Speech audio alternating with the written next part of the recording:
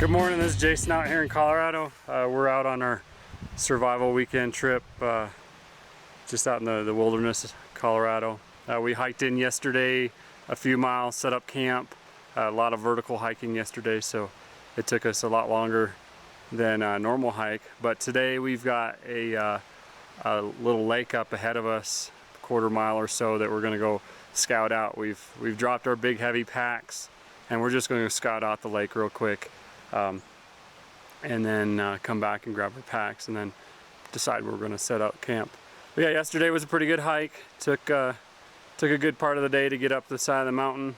Found a friend along the way. We've named him. His name is Dunlop. I think you probably all know his cousin. But anyways, we're on our way out. We're headed in that general direction.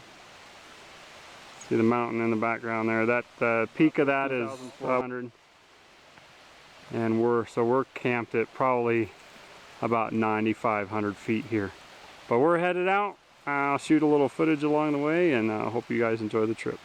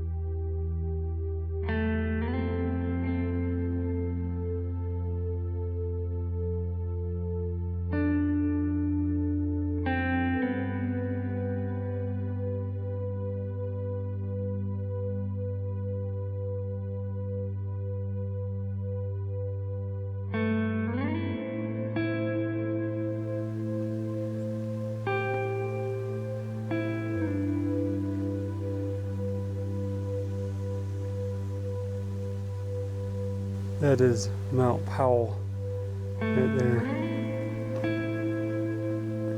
And that tree. Not a 14er, but it's pretty close.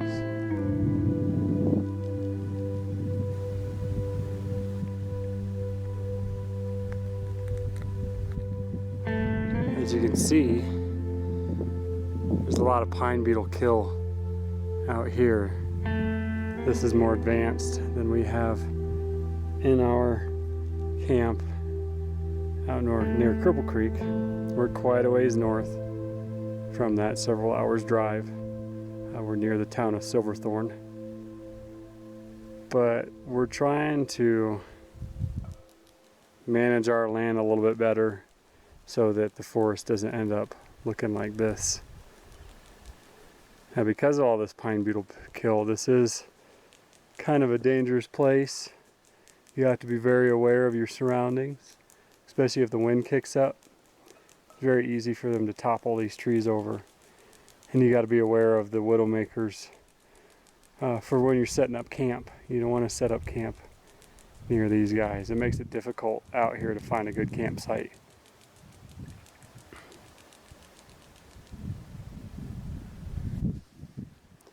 The whole mountainside is littered with pine beetle kill.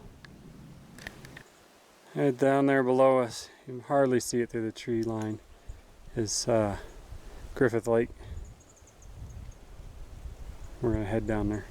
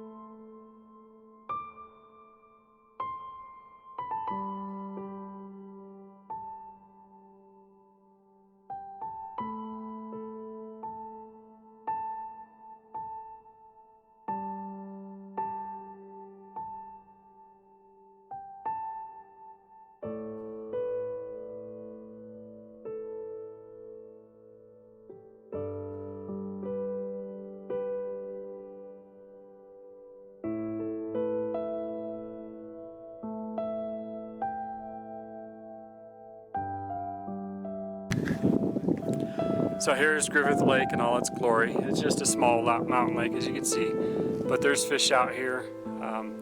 There are bear out here and moose and elk. We made quite a bit of noise coming down here purposely in case there were any bear or moose.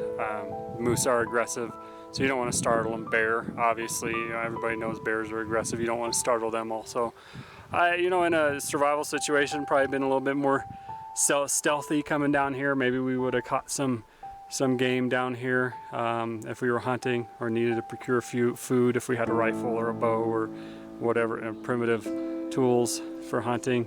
We could come out here and set up and hopefully get some wild game, but that's not what we're out here for today. We're just out here enjoying the view, the scenery, the whole lake behind us. That's it. It's a really small thing.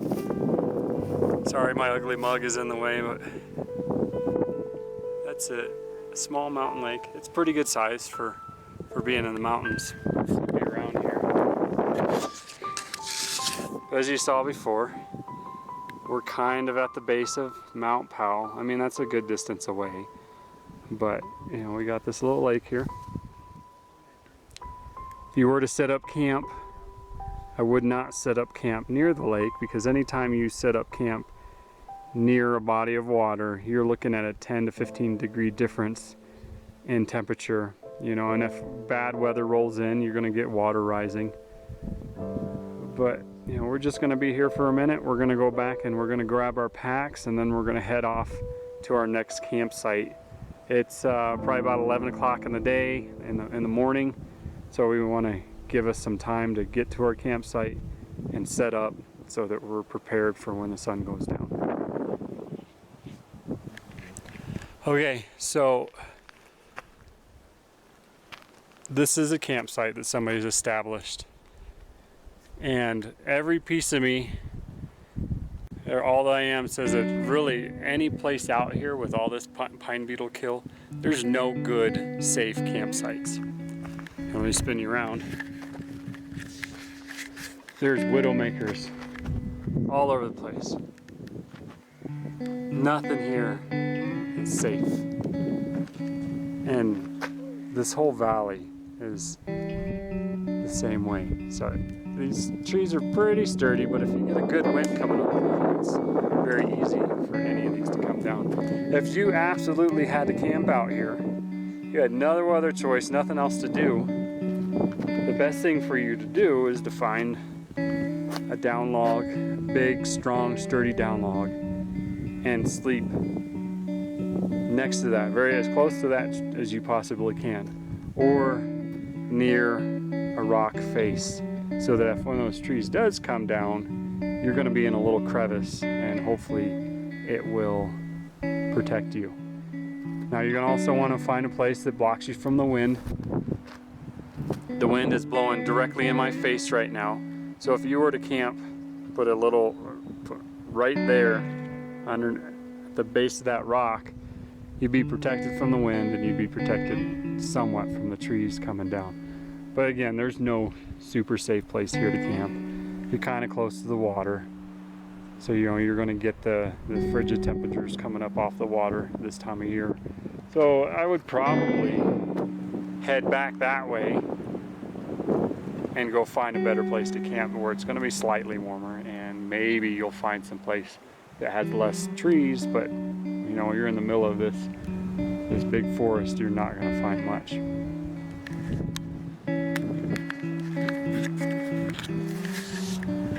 But that's it about finding a campsite for now. It's really, like I said, it's hard to find someplace safe. You got to do what you got to do. If you are going to camp in a place like this, make sure you hunker down to somewhere that's going to give you shelter in case one of these big boys do come down. All right, we're heading back down to where we started off this morning, where our packs were at. But we did run across some bear scat along the way. To show you what it looks like here. That's it. It's got some twigs and nuts and berries in it, but we're keeping our eyes peeled for what we see out here. But we have been seeing quite a bit of that bear scat. That one had a little less berries than some of the other stuff we had. Some of their scat has been pretty runny because of all the berries they've been eating.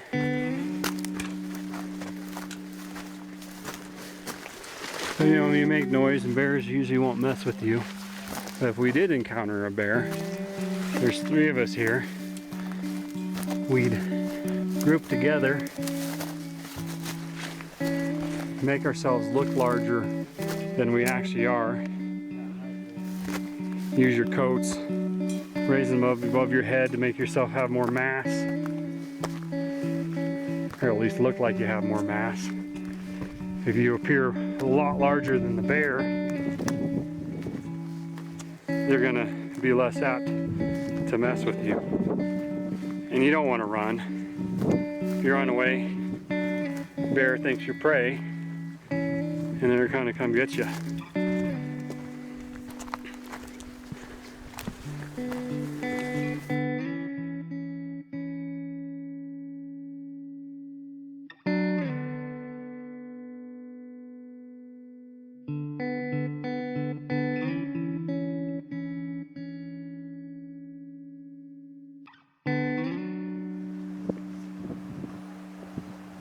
So we camped down in that area last night. It's right there.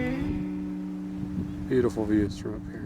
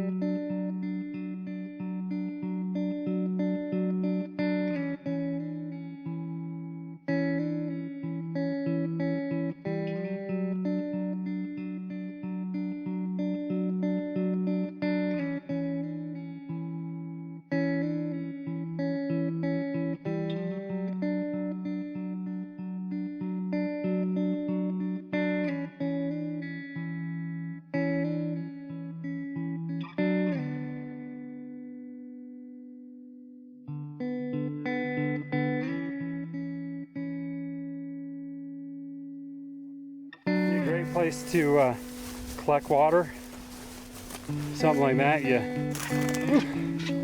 you tie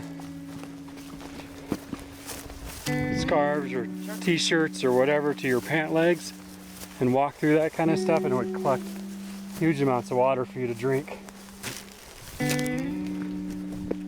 But no need to do that when you got a stream right there.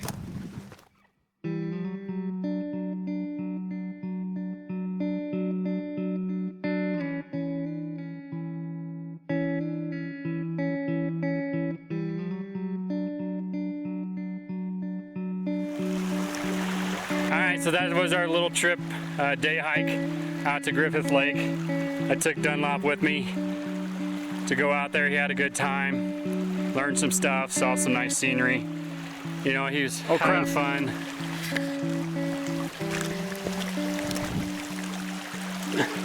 Dunlop! No! Come back! Dunlop, no! Dunlop, no! I'm sorry! Come back! Dunlop! I'm sorry! I got you, Dunlop. Just kidding. What kind of survival instructor would I be if Dunlop didn't make it?